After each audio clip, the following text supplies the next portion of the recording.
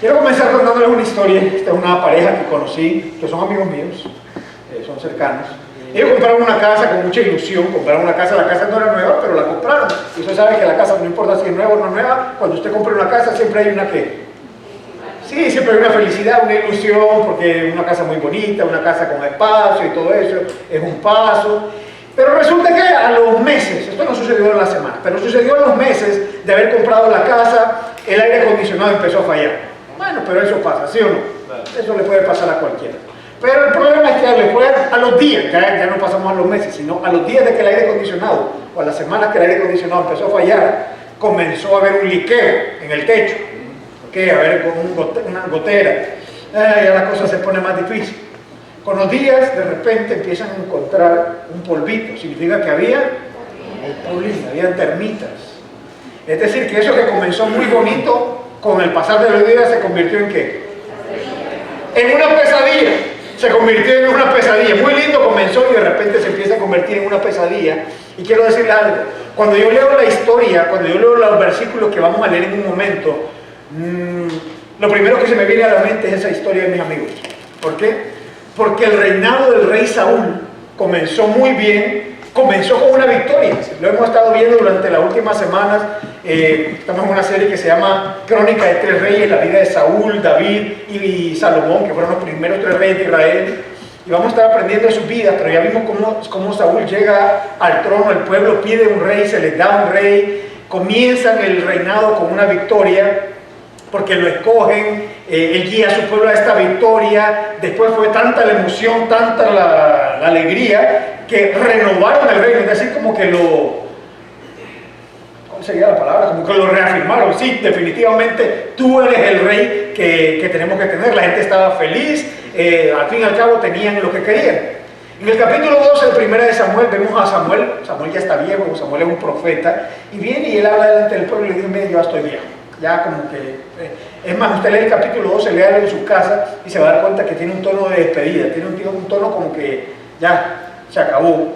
Y él viene y le dice: ¿saben qué? Yo les he servido a Dios, he servido al pueblo, y yo lo he hecho con integridad, no he aceptado sobornos, eso. ¿Hay alguien que tenga algo que decir en contra de mí? Y el pueblo dice: no, definitivamente tú has sido un hombre íntegro, nunca has admitido sobornos, nunca has hecho las cosas mal, definitivamente lo has hecho muy bien. Entonces viene Samuel, se despide y les dice: ok, señores, yo ya tengo algo que decirles. Si ustedes caminan de la mano de Dios, les va a ir bien. Si se apartan, van a vivir las consecuencias. Así termina el capítulo 12. ¿Okay? Y así es como llegamos al capítulo 13. Y lo que vamos a ver el día de hoy va a marcar el reinado de Saúl, del rey Saúl, para siempre. Y creo,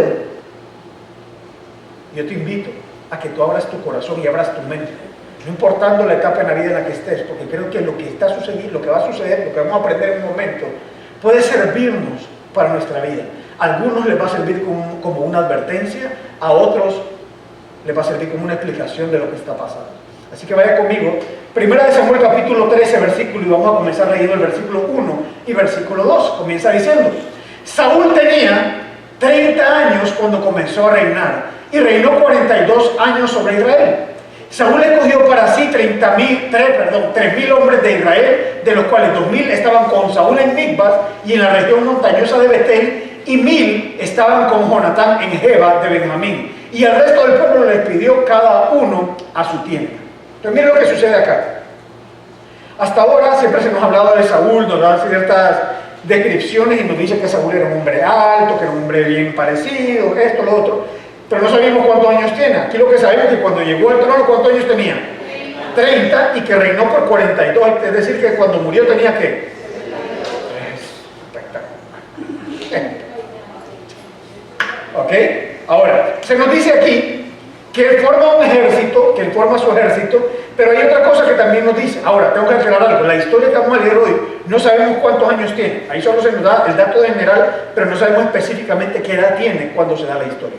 Ahora, él forma un ejército de 3.000 hombres, 2.000 se van con él y 1.000 se van con un hombre que nos aparece por primera vez aquí, que se llama Jonatán. ¿Quién es Jonatán? Jonatán es el hijo mayor de Saúl. ¿Ok? Y si David es rey, si Saúl es rey, ¿quién es Jonatán? El príncipe, y por lo tanto es el heredero, el futuro rey. Pero aquí dice que el ejército se dividió en dos. Uno con 2000 con Saúl y 1000 con Jonatán. Es decir que Jonatán, aparte de ser el heredero, ya lo estaban preparando también como un guerrero. Ya estaban poniéndolo a cargo. Estaba en un periodo de formación para llegar y en el momento que se necesitara asumir el reinado sobre Israel. ¿Okay? Así es como se comienza el capítulo, y vamos a ver qué dice el versículo 3 y el versículo 4. Dice lo siguiente: y Jonatán, que se había apartado con 1000 de esos soldados, hirió la guarnición de los filisteos que estaba en Geba, y lo supieron los filisteos. Entonces Saúl tocó la trompeta por todo Israel, diciendo: oigan los hebreos. Y todo Israel oyó decir que Saúl había herido a la guarnición de los filisteos, y que también que Israel se había hecho odioso a los filisteos. Entonces el pueblo se reunió con Saúl en Gilgal. Miren lo que sucede acá. Durante esta época estaba el pueblo, el reino de Israel, que ahora era un reino, pero geográficamente habían, dependiendo de su geografía y de la zona, habían diferentes pueblos que los oprimían. Por ejemplo, la semana pasada hablábamos de los amonitas, que los estaban molestando, a veces los oprimían y eso, y ellos tenían guerra con ellos. En este caso se nos habla también de los filisteos. Ellos tenían guerra contra ellos porque los filisteos dominaban algunas partes de Israel. Ellos estaban dominando algunas partes de Israel. Pero dice que Jonatán atacó una guarnición de los filisteos. ¿Qué es una guarnición? ¿Dónde están las armas? Podríamos decir que como una base, ¿sí? ¿Ok? Entonces ataca esta base y los derrota, lo cual es una muy buena noticia, porque esto lo están oprimiendo, lo están molestando. Este va con un ejército de 1000 hombres y los derrota y gana. Pero aquí se crea un alboroto. ¿Por qué?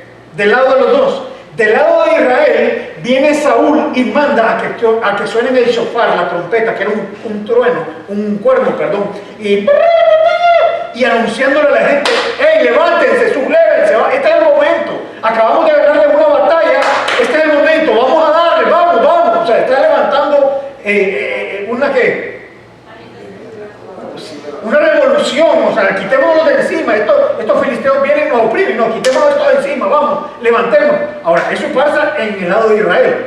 Por el lado de los filisteos también escuchan que Jonatán los viene y les ha quitado, les derrotó una base, y dice que se hicieron odiosos. O sea, que si antes los odiaban, ahora los odian más. Es decir, que el ambiente se puso como tenso, porque por un lado uno se quiere ir y por otro lado los filisteos están más enojados porque les acaban de derrotar un ejército, y el ambiente se pone tenso, la cosa está súper peligrosa, está el ambiente peligrosísimo, está duro ahí, no sabemos qué va a pasar. Y miren lo que dice el versículo del 5 al 7.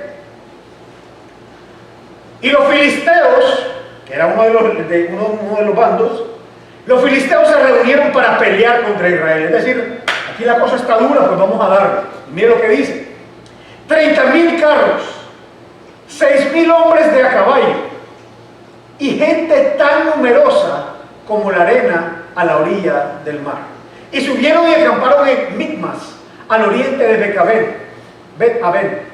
Cuando los hombres de Israel vieron que estaban en un apuro, pues el pueblo estaba en gran aprieto, el pueblo se escondió en cuevas, en matorrales, en peñascos, en sótanos y en pozos. Entonces, yo no sé si usted alguna vez lo hizo. Yo tengo un problema, que yo soy bien curioso.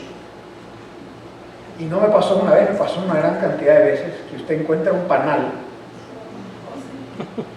y viene la irresistible tentación de ¿qué? De tumbarlo, sí, de tocarlo no. Usted dice ¿con qué? Con una piedra o con un palo, uno dice para ver qué pasa. ¿Qué pasa? Bueno, a usted le pasó hace poco, ¿sí? Uno que los picaron, sí, en el trabajo, ¿ok? Y eso se te viene, pues es lo que pasó con Israel. Jonatán viene y se mete con 1000 hombres, sí, derrotan a los filisteos en esa guarnición. El problema es que esa era quizá una guarnición pequeña o era solamente un paso. Dice que los filisteos se enojan, odian más a Israel y mandan a 30.000 carros, 6.000 hombres de a caballo, y dice: y gente tan numerosa como la arena a la orilla del mar. ¿Cuánta gente es esa? Eso significa que es mucha. O sea, no, significa que no tenía sentido contarla. No es como decir, bueno, 1, 2, 3, no. Llega un momento que dice, ¿cuánta gente es? Un montón, ¿sí o no? Pues ese montón de gente venía entonces contra ellos. Era un ejército muy grande. ¿Y qué pasa? Ahora Israel, ¿qué hace? Se esconde.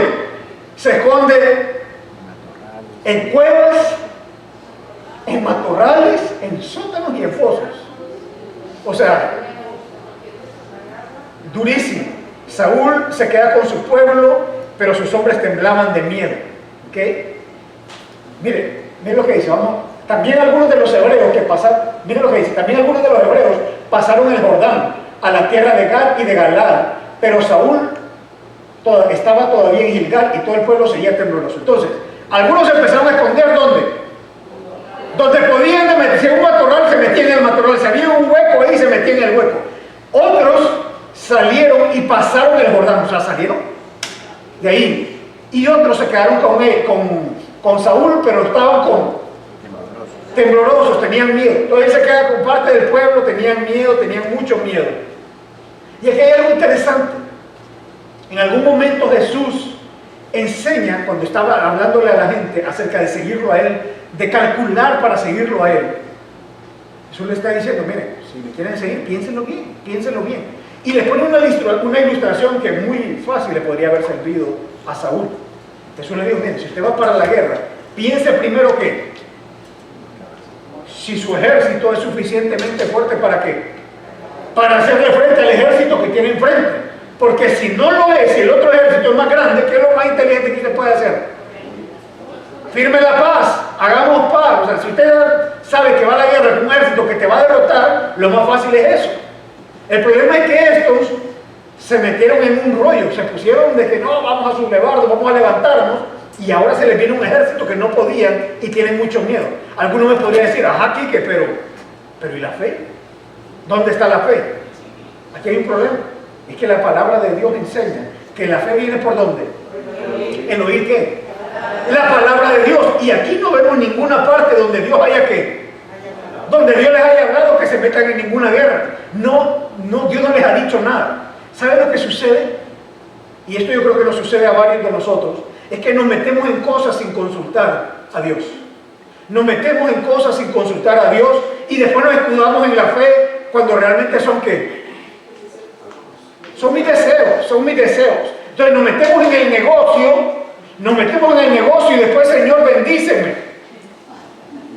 ¿Sí? Y tengo fe y tantas cosas. O te metes en la relación, o te metes en tantas cosas que nos metemos porque nos encanta meternos, cuando realmente son deseos nuestros, pero después queremos hacerlo porque no consultamos a Dios, no escuchamos. Aquí en ninguna parte vemos que Saúl para y dice, ok, Señor, ¿tenemos que irnos a meter a esto o no?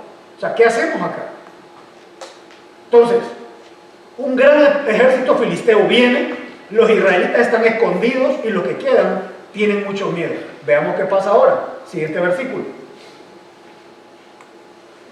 Dice el versículo 8.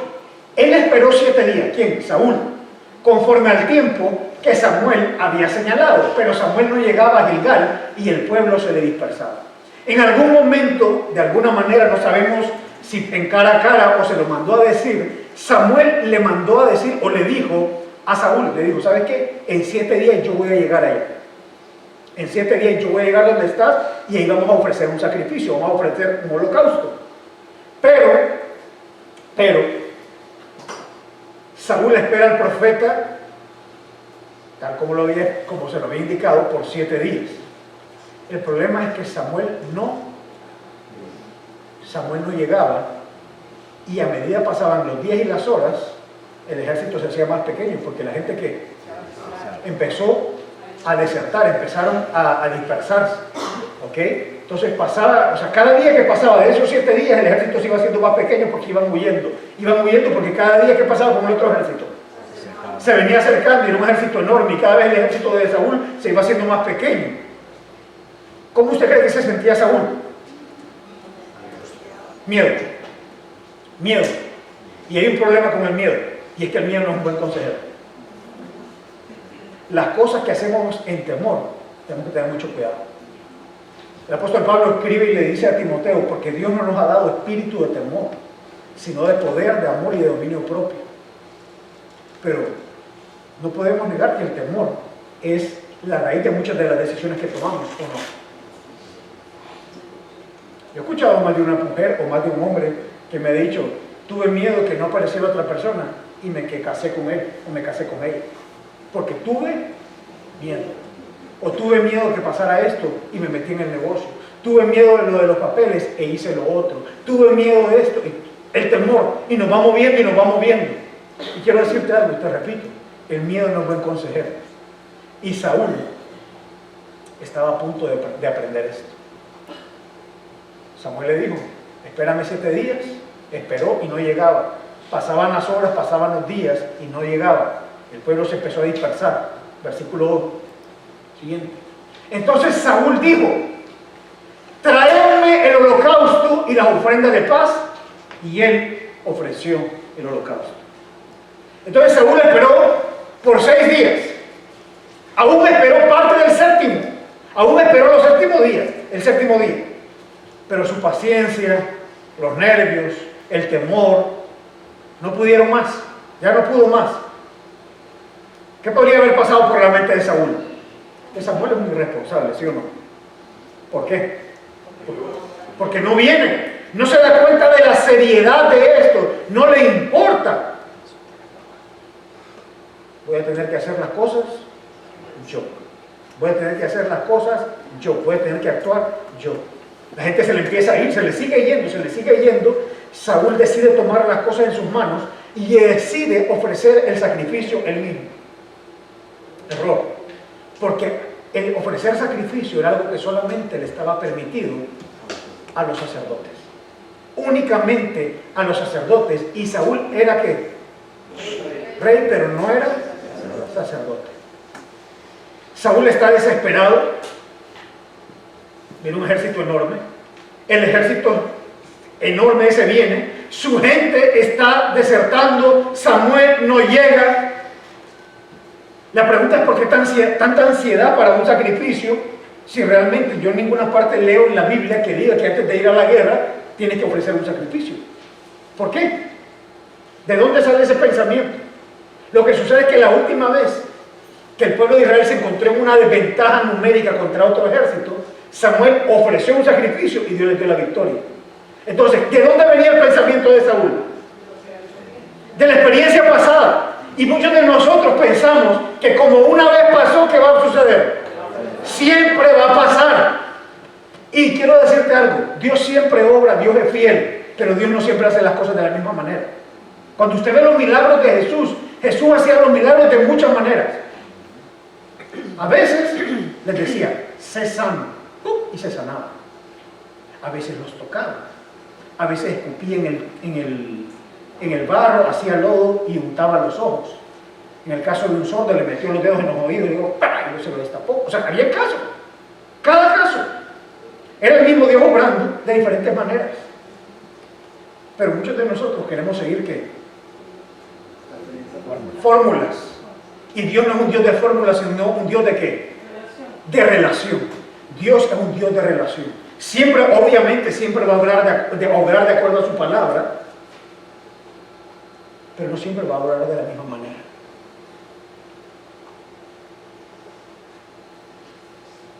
Entonces Saúl interpreta, obviamente, si la otra vez hicimos un sacrificio y cuando se ofrece el sacrificio ganamos la guerra, pues esta vez si el ejército es muy grande, ¿qué es lo que tengo que hacer?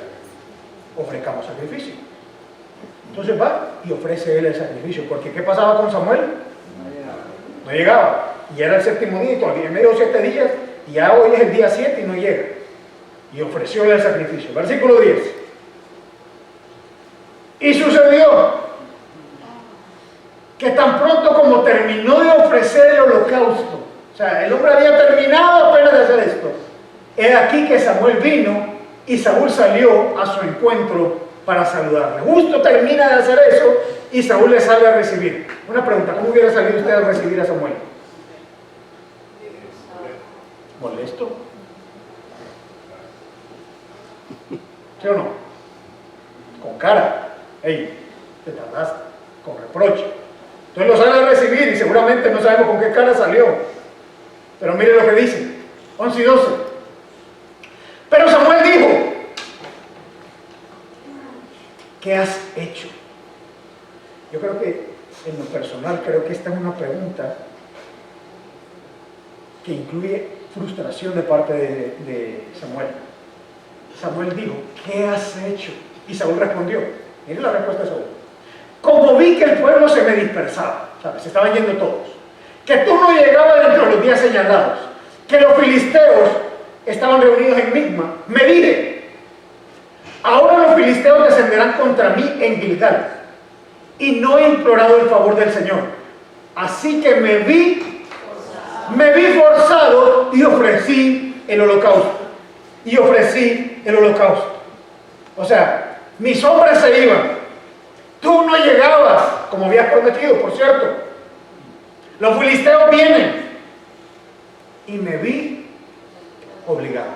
¿Le suena esa historia? ¿A usted le suena esa historia? Oré, pero como tú no me contestaste, tuve que hacerlo. O sea, yo oré, pero como no pasó cuando yo quería, pero como no pasó como yo quería, entonces me vi forzado, me vi obligado, me vi en la necesidad de.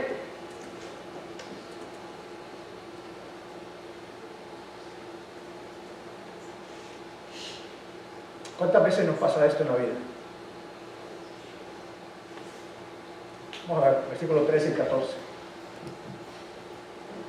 Y Samuel le dijo a Saúl, has obrado neciamente, no has guardado el mandamiento que el Señor tu Dios te ordenó, pues ahora el Señor hubiera establecido tu reino sobre Israel para siempre. Pero ahora tu reino no perdurará. El Señor ha buscado para sí un hombre conforme a su corazón, y el Señor le ha designado como príncipe sobre su pueblo, porque tú no guardaste lo que el Señor te ordenó. Lo que Saúl hizo era una tontería, era una necedad. Él había desobedecido conscientemente, se le habían dado instrucciones. Esto es lo que tienes que hacer. ¿Qué tienes que hacer? Esperar 7 días. 7 días y no lo hizo. Pensó que no tenía sentido seguir esperando. Ahora, es muy fácil pensar en Saúl, Saúl es terrible. ¿Cuántos días hubiera aguantado usted? Yo hubiera aguantado 1, y de ahí el paso le mando un mensaje, si no me contesta, lo siento, lo tuve que hacer yo. Me vi obligado, me vi forzado. Pero aquí lo que sucede con Saúl es que se equivoca en esto, y se equivoca feo, porque esta desobediencia iba a tener un precio muy alto, que le costaría su reinado que recién comenzaba, la casa de mis amigos, la casa muy linda, y esto, tan lindo que estaba todo. La semana pasada la gente estaba cantando viva el rey, le renovaron el reino, y ahora hace algo que le va a costar el reino, un recién comenzado reino. Sus hijos nunca se iban a sentar en el trono de Israel. ¿Eso incluye a quién? A Jonatán, que acabamos de leer. Si él hubiese obedecido, ahí Samuel le dice, es que es más, precisamente hoy Dios te hubiera establecido tu reino para siempre. Hoy el Señor te hubiese establecido. Le dice, ahora tu reino no va a perdurar. Ahora usted tiene que entender algo. El reino no acabó ese día. Faltan años para que el reino acabe. Pero lo que Dios le dice a través de Samuel es que él se ha buscado un hombre que tiene el corazón conforme al de Dios. Me busqué a otro, uno que tenía un corazón conforme al de Dios, otro que había sido escogido, porque Saúl no obedeció al Señor. Era cuestión de esperar ¿cuánto tiempo? ¡Minutos! Si terminó de ofrecer el sacrificio y el otro llegó, ¿sí o no? Llegó, de que llegó. O sea, todavía era el séptimo día. ¿Cuál es la reacción de Saúl?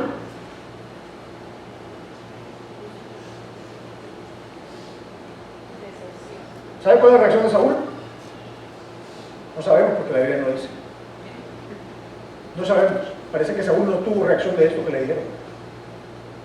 No sabemos si fue esa frase que usted escuchará en algún momento, aquellos que tienen hijos teenagers, esa frase que dice, whatever. ¿Sí? No sabemos si Saúl dijo, no sabemos si Saúl dijo, no es para tanto. O sea, no es para tanto, ¿sí o no? O no sabemos si Saúl realmente entendió lo que le estaban diciendo. No sabemos, simplemente lo que vemos después de esto es que Samuel se va para Gilgal y Saúl se va con lo que queda del ejército. Y eso es lo que hizo. Saúl no habla y no dice nada más. Y cuando uno lee esta historia, parece una exageración. Porque sí metió la pata, pero no es para tanto, ¿sí o no? Uno dice, hey, esto es una exageración. Pero creo que esta historia, la historia de Saúl, debe servirnos a cada uno de nosotros. Sin importar en la etapa en la que estemos en nuestra vida, si eres joven, adulto, casado, viudo, soltero. Entender lo importante que es la obediencia para Dios. Debemos entender lo importante que es la obediencia para Dios. Quique, pero ¿perdió el reino por ofrecer un sacrificio? No perdió el reino por ofrecer un sacrificio. Fue por desobedecer y desobedeció ofreciendo un sacrificio. ¿Por qué? Porque él no podía hacerlo. Él no tenía la autoridad. Él no tenía autoridad para eso. Y aparte, él tenía instrucciones que le habían sido dadas específicas. ¿En cuántos días? En 7 días nos vemos allá, yo ofrezco el sacrificio y todo va a ser diferente. Ya se le habían dado, pero no esperó. Ahora, ¿tenía excusas Saúl? Muchas. ¿Cuáles eran las excusas? El pueblo que tenía miedo y se estaba dispersando. Los otros eran muchos. Samuel no llegaba. O sea, hay muchas cosas que podría. Quiero decirte algo. Si Samuel no llegaba, ¿de quién era la responsabilidad? De Samuel. La responsabilidad era de Samuel. ¿Cuál era la responsabilidad de Saúl? Obedecer. Y póngame atención a lo que le voy a decir aquí. Los jóvenes que están acá y los que no son tan jóvenes también. No podemos justificar nuestra desobediencia en otro. Pero es que todo el mundo lo hace. Y entiendo que ninguno de nosotros nos gusta ser diferente ni sentirnos rechazados, ¿sí o no? O sea, como aquel que todo el mundo lo hace y usted dice, no, yo no lo hago. Esto es raro, ¿sí o no? Entiendo que no es fácil, porque esto no solamente es algo que afecta a los jóvenes, sino también a los adultos. Pero tenga el carácter y la determinación de obedecer a Dios por encima de lo que más diga, de los demás digan. ¿Por qué? Porque tú no puedes justificar tu desobediencia a Dios en otras personas. Es que tú te tardaste. No, ese era el problema de Samuel. Si Samuel no llegaba, era el problema de Samuel. La responsabilidad de Saúl era esperar. Esperar. ¿Por qué? Porque tu obediencia a Dios es algo personal. Allá cada quien lo que quiera hacer. Y esta es una historia de la cual podemos aprender varias cosas. Pero antes de explicarle algunas cosas que podemos aprender de ahí, quisiera establecer una base. Y es entender que nuestra relación con Dios es solamente posible a través del sacrificio perfecto de Jesús en la cruz. Usted y yo no nos acercamos a Dios porque nos portamos bien, porque la palabra de Dios enseña, por cuanto todos pecaron, estamos separados de la gloria de Dios. Todos los que estamos aquí hemos pecado. Es decir, que no es por un mérito propio. Ninguno se puede acercar a Dios y decir, oh Dios, aquí estoy, es que soy tan bueno, es que me he portado tan bien, porque no es verdad. La Biblia dice, no es justo ni aún uno. O sea que por tus buenas obras no es. Si tú y yo nos podemos acercar a Dios y llamarlo Padre, si tú y yo nos podemos acercar a Dios y saber que nos escucha, es porque Jesús murió en la cruz pagando la deuda por el pecado nuestro y que resucitó al tercer día para darnos una vida nueva, para demostrar que Él es quien dijo que Él era. Entonces es importante entender esto. Entonces,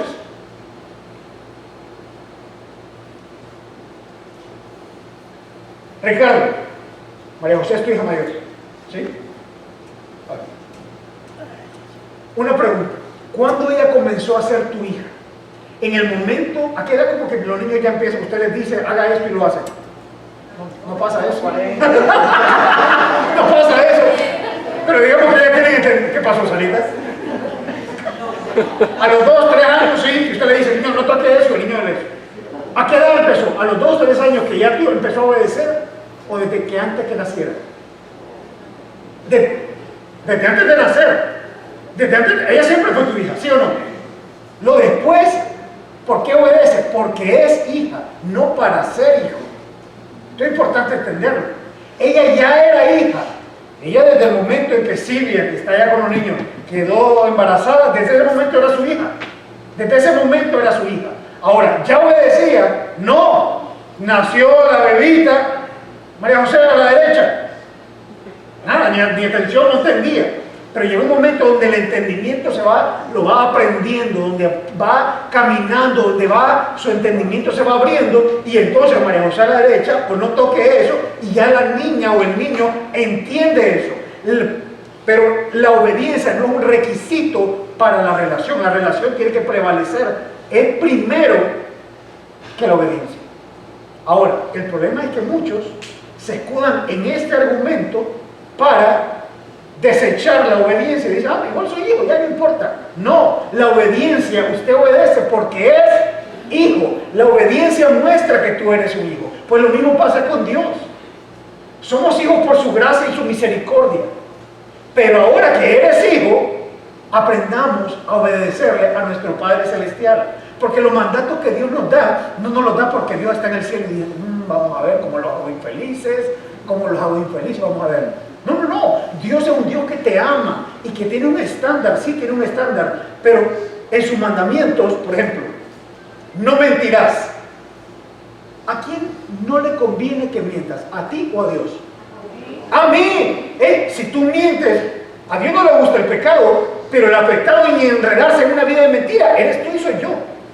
O sea que eso, cuando Dios te dice no hagas eso, es más por protección tuya que de Él. Él sigue siendo Dios.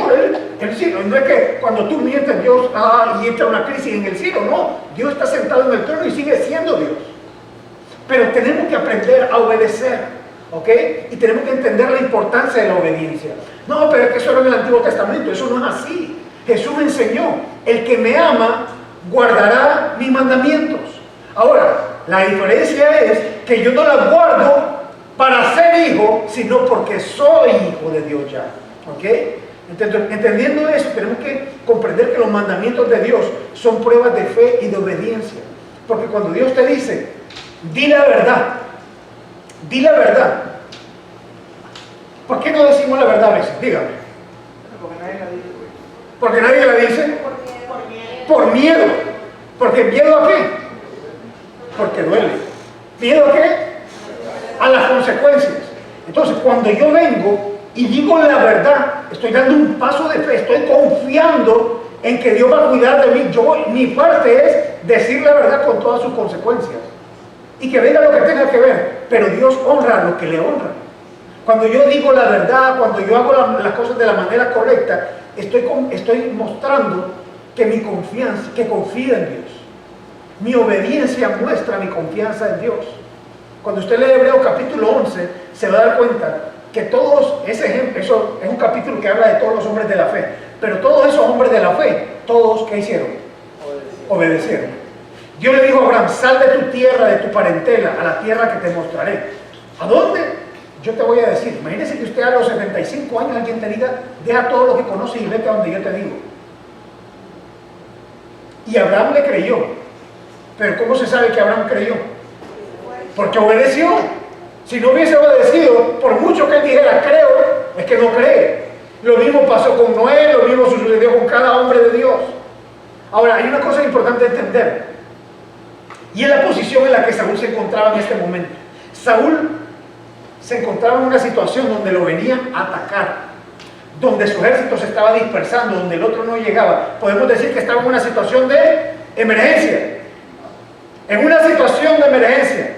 Quiero decirte que las emergencias no son excusas para la desobediencia. Es que lo hice porque...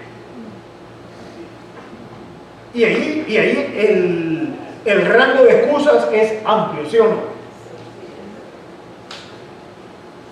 Hablemos un poco de los tiempos de Dios. La palabra dice en el libro de Eclesiastés que todo tiene su tiempo. Dice tiempo de reír, tiempo de llorar, tiempo de abrazar, tiempo de tenerse a abrazar y cantidad de cosas. Y al final de esa parte, de esa frase, de ese montón de versículos, hay una parte donde dice que Dios todo lo hizo hermoso en su tiempo. Yo siempre que les hablo de ese tiempo, les hablo Les pongo el ejemplo de la fruta, porque me parece genial. Porque, por ejemplo, hablemos del banano, el cambur, guineo, ¿qué más? Plátano. ¿Otro? ¿Ya me entienden de lo que les estoy hablando? Si usted se lo come antes de tiempo, si se lo come verde, ¿cómo te sabe? Mal, te sabe mal. Tampoco te lo puedes comer podrido. Hay un momento justo. Hay un momento justo. Pues quiero decirte que Dios tiene un momento justo para cada cosa. Samuel no iba a llegar ni antes ni después, iba a llegar en el séptimo día, y al séptimo día llegó. Lo que pasa es que no llegó al séptimo día a la hora que Saúl quería. Y quiero decirte aquí, la clave está en aprender a discernir los tiempos de Dios y escucharlo a Él. ¿Por qué? Porque los tiempos de Dios y los nuestros no son los mismos. A veces a nosotros nos parece que llega demasiado tarde. Cuando Lázaro, el amigo de Jesús, se enferma, le mandan un mensaje a Jesús. Le mandan a una persona a que le habla. Y llega y le dicen, tu amigo Lázaro está enfermo. Y él sigue haciendo lo que está haciendo. A los 3 días le dicen, ya no vengas, porque ya se murió. Para nosotros, ¿eso qué es? Es demasiado tarde. Y llega y la hermana de Lázaro le dice, se lo dice claramente, si tú hubieses estado aquí, mi hermano no hubiera muerto. Es decir, que estás tarde. Pero Jesús le dice, no te he dicho que si crees verás la gloria de Dios. Y Jesús resucita a Lázaro. ¿Por qué? Porque Dios tenía un tiempo, y el tiempo de Dios es perfecto, aunque para ti y para mí sea demasiado tarde humanamente hablando. Dios tiene un tiempo en el que va a hacer las cosas. A veces lo hace antes, a veces lo hace después. No hay un patrón. No hay un patrón.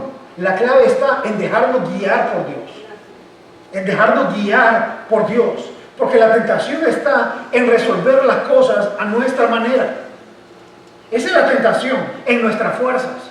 No, yo oré y le pedí a Dios por un esposo, por una esposa, pero como no parecía esa persona, pues me quedé con lo que había. ¡Ey! Esa es la historia de muchos. Esa es la historia de muchos. Yo he escuchado personas que me han dicho, yo sabía que esa no era la persona con la que me tenía que casar. Pero por miedo, porque yo les digo que el temor es mal consejero. La presión, uno lo siente. Uno lo siente. ¡Ey! Los papeles, tengo que hacer esto, tengo que hacer lo otro, porque tengo miedo en el trabajo, en mi salud, en esto, en mis finanzas, tengo miedo. Y se nos presenta la tentación, de hacer resolver. Como tú no resolviste, es un acto de soberbia. Oré y te di tiempo que resolvieras, pero como no lo hiciste, tuve que hacerlo yo. Y así lo hacemos. Y así lo hacemos. Tuve que hacerlo a mi manera, tuve que hacerlo en mis tiempos. Él lo dice, me vi obligado. O sea, me vi en la obligación de hacer lo que tú no hiciste.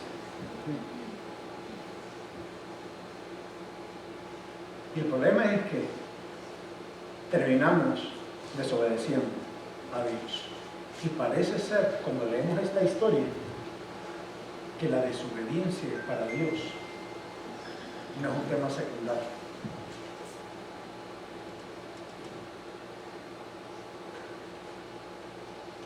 Ahora, otra cosa. Samuel le dice, cuando le da las consecuencias de lo que había hecho, le dice, tu reino no va a perdurar. Pero acabamos de leer que Saúl fue rey por ¿cuántos años?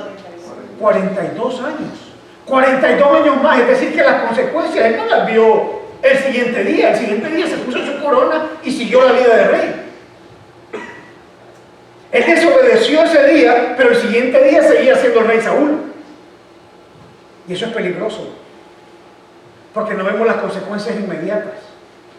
Esto es como una semilla de naranja. Usted va diciendo una semilla de naranja. ¿Qué ve el siguiente día? Nada. No ves nada. No vas a ver nada. Pero vuelven 3 años y ¿qué va a haber? Seguramente hay un árbol, no sé cuánto se tardará la naranja en crecer y en dar fruto. Pero vas a ver algo. El problema de muchos de nosotros es que desobedecemos en nuestra vida Sabemos lo que Dios quiere, no nos importa, nos dejamos llevar, me vi obligado en nuestros tiempos a mi manera, no llegaba la gente, todo lo que sea, cualquier excusa que tengamos. Desobedecemos y el siguiente día no vemos nada. Entonces pensamos que yo puedo desobedecer y ¿qué va a pasar? Nada. Y nos engañamos. Por eso es que el apóstol Pablo escribe, no se engañen. No se engañen a ustedes mismos. Dios no puede ser burlado. Todo lo que el hombre siembra, eso cosechará. Va a tomar tiempo quizás, pero viene. Va a tomar tiempo, pero viene. Ahora, ¿qué pasa? ¿Qué pasa en ese tiempo? Yo creo a nivel personal que ese es un tiempo de misericordia y gracia. Ahora, gracias para que peques y sigas pecando. No. Gracias para que te arrepientas. El apóstol Pedro escribe y dice, algunos lo tienen por tardanza. Pero es que Dios está siendo paciente para que algunos se arrepientan. Yo creo que cuando nosotros nos apartamos, cuando nosotros desobedecemos, Dios nos da un tiempo. Este siguió con su vida, aquí sale y la otra semana vamos a seguir con la vida de Saúl y esto sigue. Pero no hay un momento en la vida de Saúl donde le haga un stop y diga, hey, lo hice mal, no, sigue. Creo que haremos bien nosotros, entendiendo que esta no es la historia solamente de Saúl, este soy yo. Y creo que somos todos, creo, por lo menos yo. No sé si a usted le ha pasado algo similar en la vida o no. Y me pasa cada rato. Porque en el caso de él, yo le voy a decir una cosa, quizás uno de los problemas más grandes que yo tengo es la impaciencia. Y se manifiesta en todas las áreas. Es decir, que en todas las áreas estoy mal. Sí, es cierto, porque quiero las cosas cuando. Ya y a mi manera y que pasen. Y es complicado. Pero esa es nuestra historia. Tú te quieres servirnos, entendiendo que Dios nos está llamando a que entendamos la importancia de la obediencia, a que Dios nos está llamando a que algunos entendamos por qué estamos como estamos, pero para algunos de nosotros es una advertencia. Y Dios está diciendo, hey, yo tomo la obediencia como algo importante. Sí, yo te amo. Dios no te deja de amar. Yo amo a mis hijos y a veces son desobedientes y viven las consecuencias.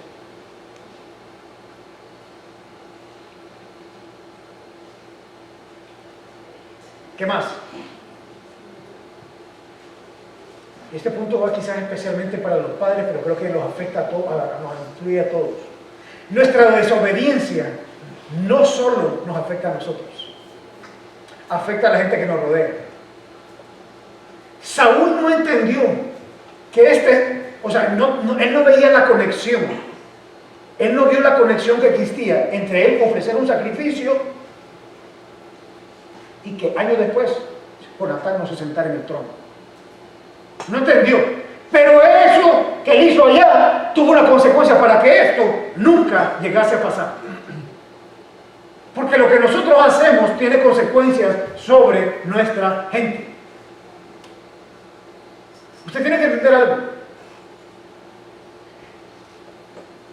Y yo hubiese querido que alguien me explicara esto cuando yo estaba adolescente. Yo les he hablado a veces a los jóvenes, cuando he tenido la oportunidad de enseñar a los jóvenes, a veces lo hago con mis hijos, y les digo, las corrupciones o los malos hábitos que ustedes se hagan ahora van a estar contigo toda la vida. Si usted se hace promiscuo sexualmente, esa lucha no se te va a acabar el día que cases.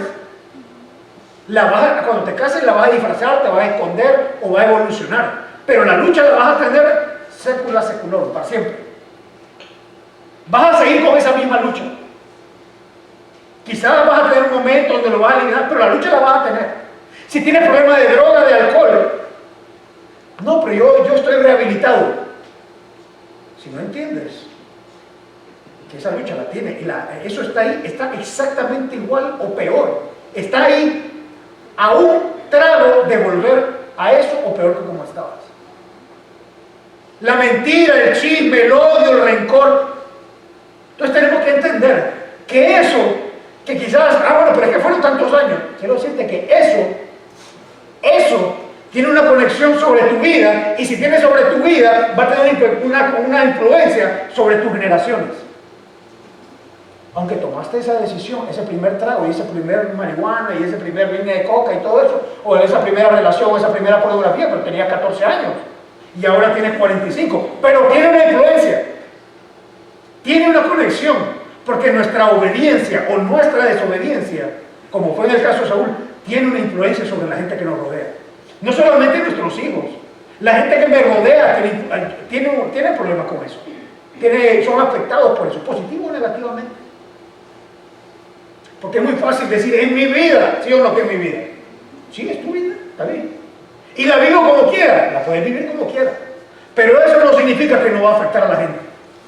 Eso no significa que no vienen consecuencias.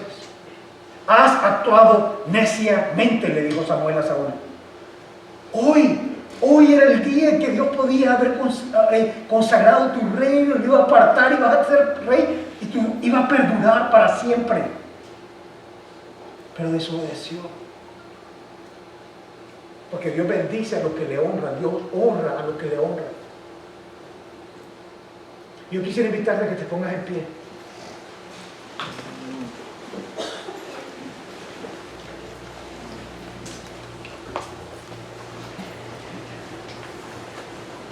Y como les dije hace un momento al principio de la enseñanza, esta enseñanza puede ser para ti una advertencia y para algunos puede ser una explicación por qué estás viviendo lo que estás viviendo.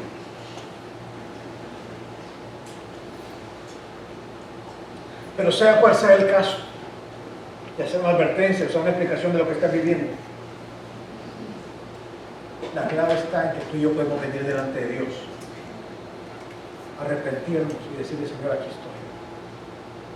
Yo reconozco. Yo soy responsable. Porque lo quise hacer a mi manera. Porque tuve temor de la situación. Porque sentí que tú no hacías nada. Porque sentí que algo había que hacer y lo hice en mi fuerza, lo hice en mi tiempo y lo hice a mi manera. Y hoy lo que tenemos que hacer es venir delante de nuestro Dios y decirle, ¿sabes qué, Señor? Perdóname. Hoy tenemos que venir delante de nuestro Padre y decir, Señor, que tu Espíritu Santo que habita en nosotros nos ayude cada día a caminar en obediencia a ti. Porque en mi carne está todos los días la lucha de hacer las cosas a mi manera, de hacer las cosas ya, de hacer las cosas para mi conveniencia, o por lo menos lo que yo creo o considero que es conveniente, en mi limitada forma y mi limitada perspectiva de la vida. Cuando hacemos las cosas así, estamos diciendo, Señor, yo sé más que tú. Y ahí estamos muy equivocados. Cierra sus ojos un momento y hable con Dios ahí donde está. Hable con Él.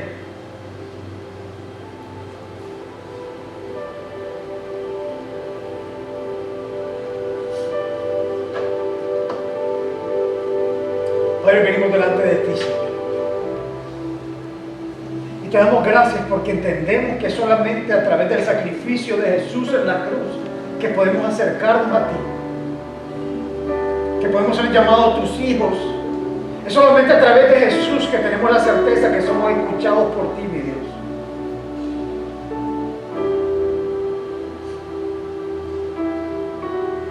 Hoy venimos delante de ti y reconocemos, mi Dios,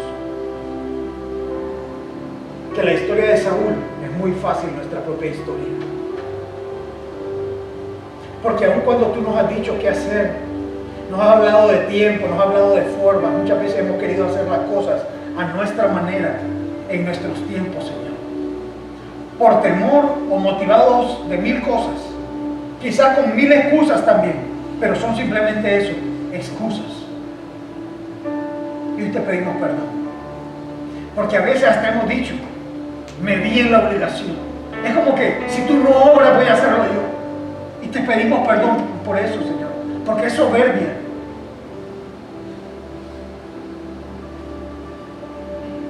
Yo te pido, mi Dios, que seas tú ayudándonos. Te necesitamos. Urgentemente te necesitamos. Queremos caminar contigo, queremos caminar de tu mano. Queremos caminar en obediencia. Hay bendición en la obediencia. Hay bendición en caminar en tus instrucciones. Entendiendo lo que son instrucciones de un padre que nos ama, que quiere lo mejor para sus hijos. Queremos caminar en ella, pero humanamente no somos capaces. Necesitamos de tu Espíritu Santo, Señor, nuestro ayudador,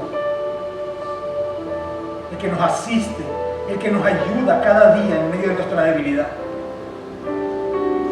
Que cada día, mi Dios, en medio de las luchas que tenemos, podamos decidir obedecerte a ti. No importando lo que la circunstancia diga, no importando lo que el tiempo diga, no importando los sentimientos de temor o de ansiedad que puedan venir sobre nosotros, que podamos decidir siempre por ti, que podamos decidir siempre confiar en ti y que esa confianza se manifieste en obediencia. Padre, yo bendigo la vida de cada uno de los que está acá. Te pido tu gracia, tu favor, tu paz, tu salud sobre ellos, Señor. Que le des dirección a aquel que el día de hoy necesita tomar decisiones. Que le des paz a aquel que está confundido, que está desesperado, mi Dios. Aquel que está deprimido, dale vida, vivifícalo, mi Rey. Que él pueda saber que tú estás con él, que tú no lo dejas ni lo desamparas, mi Dios. Pero sobre todas las cosas, que podamos anhelar conocerte cada día más, Señor. Y saber que sí vale la pena caminar contigo. Que sí vale la pena. Porque tú eres un Dios que honra a los que le honran. Gracias, Señor.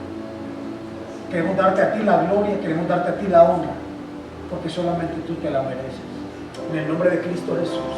Amén. Denle fuerte